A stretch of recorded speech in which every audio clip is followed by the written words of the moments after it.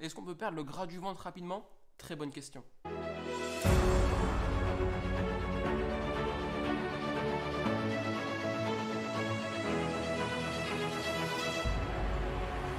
Salut à toi, j'espère que tu vas bien. Moi c'est Romain et dans mon quotidien j'accompagne les hommes à perdre le gras du ventre.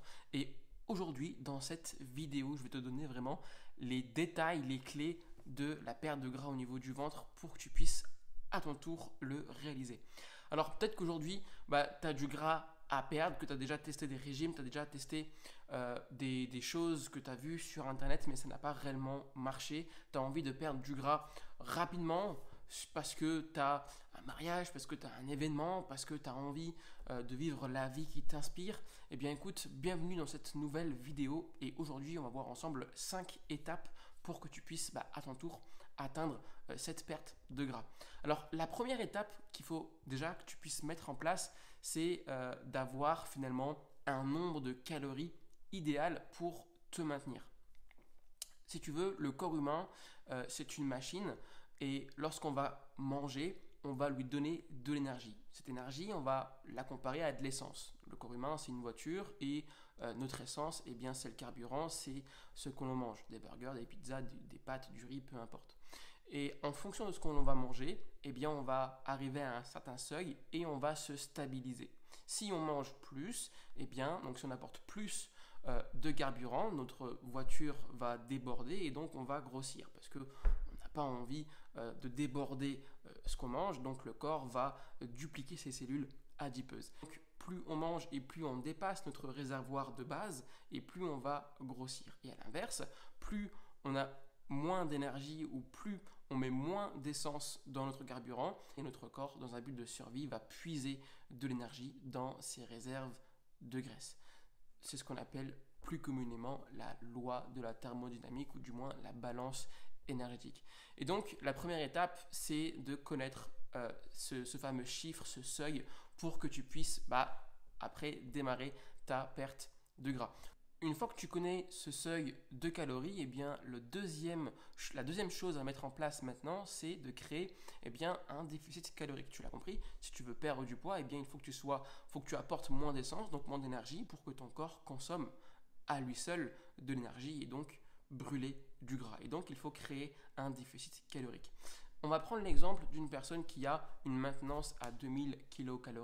C'est un exemple, bien évidemment, à 2000 kcal. Et donc, pour perdre du gras, il doit ou elle doit avoir un déficit kilocalories de 100, 200 ou 300 kcal, peu importe. Plusieurs manières de faire ce déficit calorique. Soit on fait un déficit uniquement via la nutrition, donc on va manger moins, ou alors on fait un déficit calorique via une pratique sportive au quotidien qui nous permet d'accroître notre dépense calorique. Et donc, on peut manger exactement la même chose, on bouge plus dans notre journée et donc on va perdre du poids.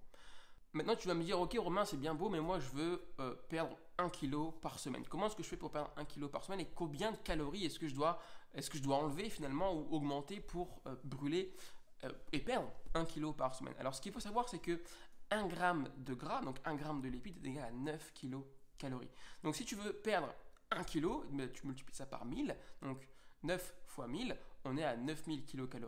Donc, typiquement, tu dois créer un déficit calorique de 9000 kcal par semaine pour pouvoir perdre 1 kg par semaine. Alors, bien entendu, tu ne vas pas passer de 2000 calories à 1000 calories, ça n'a pas de sens. Et donc, ce qu'il faut faire, c'est simplement de diviser la poire en deux. Il suffit donc de faire un déficit calorique assez modéré, de 100 à 300 kcal par exemple, et à contrario, faire des séances de musculation ou des séances de sport, ça peut être de la marche à pied, ça peut être du tennis, ça peut être des séances de foot, peu importe, mais d'optimiser sa dépense calorique au quotidien pour finalement créer encore un gros écart entre la nutrition et le sport. Et de cette manière, avec la poire qui est coupée en deux, eh bien vous allez pouvoir perdre les 1 kg de manière certaine.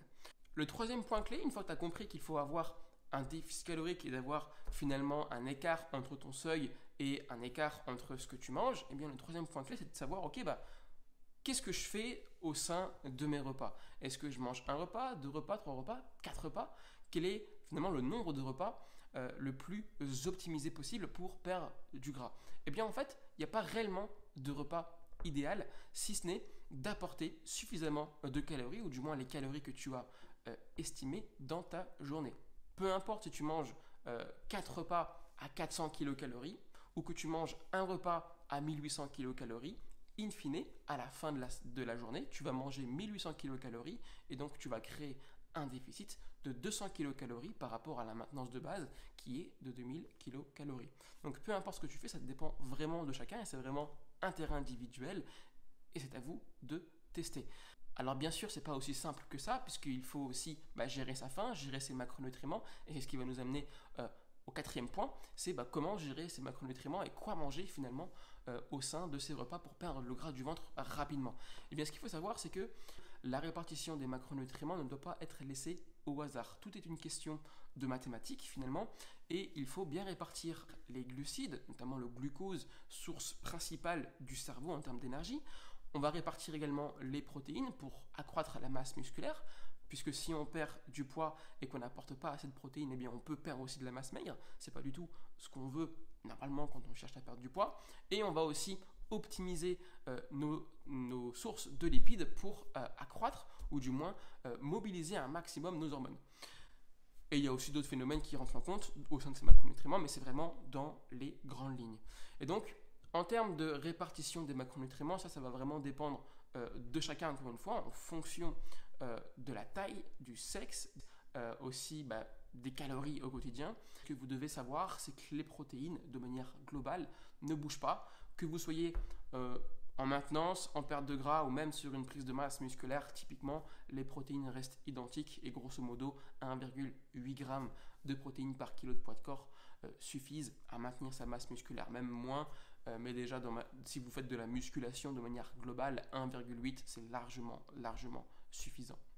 Et ensuite, ce qui va bouger, eh bien, ça va être ou les glucides ou les lipides, mais toujours ayez en tête d'avoir toujours des sources soit de glucides, soit de lipides dans ces repas, c'est extrêmement important.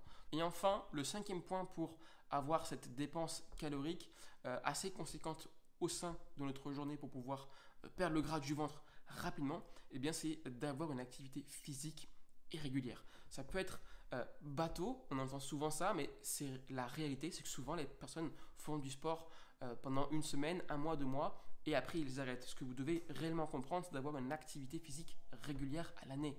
Ça peut être du tennis, encore une fois, ça peut être de la musculation, ça peut être des choses qui vous tiennent à cœur, mais ayez une activité physique au quotidien. Si je peux vous donner un conseil, c'est de pratiquer notamment de la musculation, puisque la musculation, ça va vous permettre de développer votre masse musculaire, de perdre des calories également au sein de vos séances, mais surtout lorsque vous allez avoir une masse musculaire imposante ou un plus gros volume musculaire, eh bien vous allez brûler aussi davantage de calories au repos. Voilà pourquoi est-ce qu'il est ultra intéressant de faire de la musculation lorsqu'on veut et lorsqu'on cherche à perdre du gras. Et bien voilà, on arrive à la fin de cette vidéo. J'espère que ça vous a plu, j'espère que ça vous aura été utile. Si jamais vous voulez aller plus loin, vous avez un guide en 5 étapes clés qui va vous permettre d'avoir des abdominaux visibles et d'enfin d'enlever ce gras au niveau du ventre. C'est entièrement gratuit et ça se passe juste en dessous de cette vidéo dans la description. Moi, je vous dis à très vite et à très bientôt dans une prochaine vidéo. Ciao, ciao!